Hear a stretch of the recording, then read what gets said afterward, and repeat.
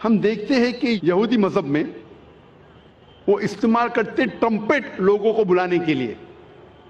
لکھا گیا Old Testament میں in the book of Numbers chapter number 10 verse number 1 سے 3 میں خدا کہتے ہیں موسیٰ علیہ السلام سے آپ 3 چاندی کے ٹرمپٹ بناؤ. ٹرمپٹ اس کو کہا جاتا ہے نا, ٹرمپٹ. بونگا تو نہیں کہیں گے لیکن ٹرمپٹ انگریزی میں کہتے. ٹرمپٹ کا استعمال کرو لوگوں کو نماز کی طرف بلانے کے لیے. عیسائیت میں استعمال کرتے گھنٹی بجاتے, چرچ بیل, لوگ کو بلانے کے لیے. کئی قبیلے میں ڈھول کا استعمال ہوتا ہے لوگ کو بلانے کے لیے.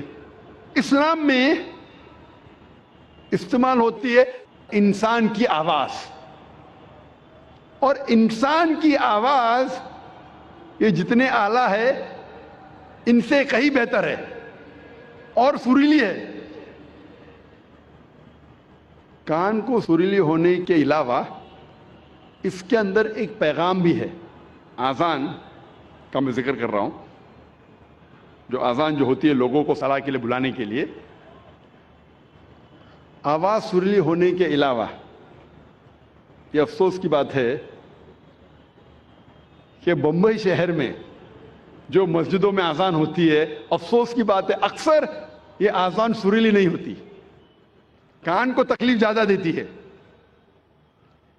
رہنمائی کے بدلے تکلیف زیادہ دیتی ہے. آپ اگر حرمین کی آذان سنیں گے, مکہ کی یا مدینہ کی, ماشاءاللہ آپ کا دل خوش ہو جاتا ہے. وہ آذان آپ کو رب کی یاد دلاتی ہے. بمبئی شہر میں جو آذان ہم سنتے ہیں تکلیف زیادہ دیتی ہے. سب آذان نہیں, اکثر. ہمیں کوشش کرنا چاہیے کہ ہمارے مؤذن کو اکٹھا کر کے ان کو تربیت دینا چاہیے, پریکٹس دینا چاہیے کس طریقے سے آذان دینی چاہیے. کیونکہ آذان کے وجہ سے جب میں انٹرویو کرتا ہوں کئی نو مسلم کو, میں کئی نو مسلم کو جانتا ہوں جو صرف آذان کے وجہ سے اسلام قبول کیے. میں پوچھتا ہوں اکثر نو مسلم سے, آپ کو اسلام میں سب سے زیادہ پسندیدہ چیز کیا لگی؟ اکثر لوگ کہتے ہیں توحید اور کئی چیزیں. کچھ لوگوں نے مجھ سے کہا وہ آذان اتنی اچھی ہے کہ جب بھی آذان سنتا ہوں میں دل میرا باغ ہو جاتا ہے, دل خوش ہو جاتا ہے. تو ہمیں کوشش کرنا چاہیے کہ ہمارے مؤذن جو ہے اس شہر میں ان کی تربیت کرے کہ کس طریقے سے صحیح آذان دینا چاہیے. اور جیسے میں کہہ رہا تھا کہ آذان سریلی ہونے کے علاوہ ایک پیغام دیتی ہے ہمیں. افسوس کی بات ہے کہ اکثر مسلمان آذان کی معنی جانتے ہی نہیں. تو مسلمان نہیں جانتے تو غیر مسلم کیسا جانے. اور میں ایک واقعہ آپ سے کہنا چاہتا ہوں, اور یہ حقیقت واقعہ ہے. تقریباً 10-15 سال پہلے جب میں کیرلا میں گیا تھا تقریر کرنے کے لیے, اور یہ حقیقت ہے, مجھے مہمان خصوصی بنا گیا تھا, اور میرے تقریر کے پہلے ایک غیر مسلم پولیٹیشین کو بلایا تھا. اور اپنے تقریر میں ہر پولیٹیشین جو غیر مسلم ہے کوشش کرتا ہے کہ اگر مسلم گیدرنگ دیکھتا ہے تو وہ تعریف کرے گا اسلام کی. تو یہ غیر مسلم پولیٹیشین تعریف کرتے کرتے کہنے لگا کہ ہمارے اس دیش میں جو مسلمان مغل بادشاہ اکبر اتنے مہان کام کیے, اسی لیے مسلمان روز 5 بار اللہ اکبر کر کے اکبر بادشاہ کی تعریف کرتے.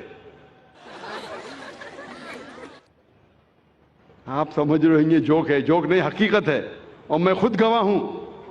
میں سٹیج پہ بیٹھا تھا, اچھا میرے تقریر کے پہلے اس نے کہا, تقریر میں نے اس کی غلط فہمی کو دور کیا کہ ہم مسلمان جب اللہ اکبر بولتے ہیں تو اکبر بادشاہ کی تعریف نہیں کرتے. اکبر بادشاہ تو موجود بھی نہیں تھا اس وقت, اللہ کے رسول کے ٹائم پہ اکبر بادشاہ کہاں تھے. جب اللہ اکبر کہتے ہیں اس کی یہ معنی ہے کہ اللہ سب سے بڑا ہے, اللہ از دا گریٹسٹ.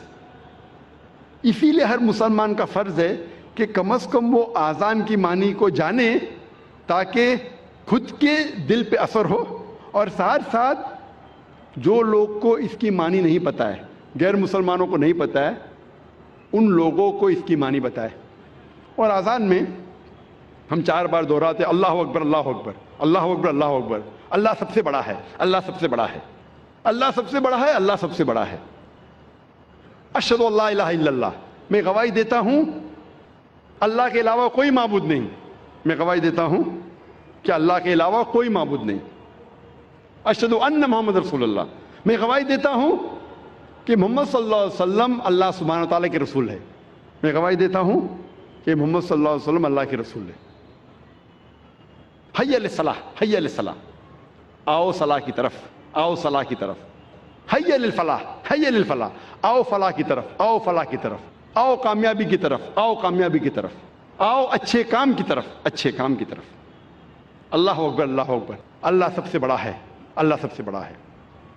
جب ہم آذان کی معنی کو جانیں گے پھر ہمارے دل پہ آذان کا اثر اور گہرا پڑے گا۔ صرف عربی نہیں جاننے کے باوجود پڑھتا ہے الحمدللہ ثم الحمدللہ، لیکن اگر اس کی معنی جانے تو انشاءاللہ یہ اور گہرا اثر کرے گا آپ کے دل پر اور آپ کے دماغ پر۔ اللہ تعالیٰ فرماتے سورہ جمعہ میں، سورہ نمبر 62 آیت نمبر 9 میں، کہ جب آپ جمعہ کی اذان سنتے ہیں تو فوراً جمعہ کی نماز پڑھنے کی طرف جائیے، جماعت کی طرف جائیے۔